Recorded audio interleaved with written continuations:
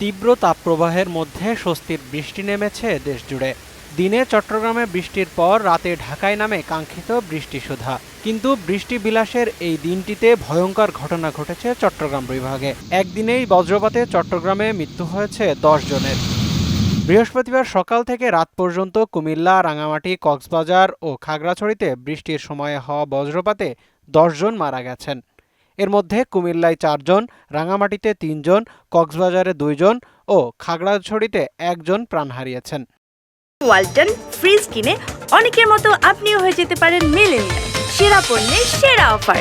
গতকাল সকালে রাঙামাটি শহরের সিলেটিপাড়া ও বাঘাইছড়ি উপজেলার রূপবাগাড়ী ইউনিয়নের মুসলিম ব্লকে এবং দুপুরে একই উপজেলার সাজেক ইউনিয়নের 7 নং ওয়ার্ডের লুইনথিয়ান পাড়ায় এসব বজ্রপাতে মৃত্যুর ঘটনা ঘটে। কক্সবাজারের পেকুয়া উপজেলায় বজ্রপাতে 2 লবণ চাষীর মৃত্যু হয়েছে। বৃহস্পতিবার ভোরে উপজেলার মগনামা ইউনিয়নের কুদাইল্লাদিয়া ও রাজাখালী ইউনিয়নের ছড়িপাড়া এলাকায় এ ঘটনা ঘটে।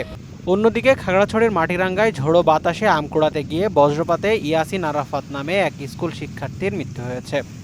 বৃহস্পতিবার সকালে উপজেলার বড়নাল ইউনিয়নের 9 নং ওয়ার্ডের ইব্রাহিম পাড়ায় এ ঘটনা ঘটে। কুমিল্লার 4 উপজেলায় বজ্রপাতে 4 জনের মৃত্যু হয়েছে। গতকাল বিকেলে জেলার চন্দিনা, বুড়িচং, সদর দক্ষিণ ও দেবিদ্বার উপজেলায় মোট 4 জনের মৃত্যু হয়। তাদের মধ্যে 2 জন কৃষক বলে জানা গেছে। সাইমন মুবিন পল্লব, মোহনা ডিজিটাল।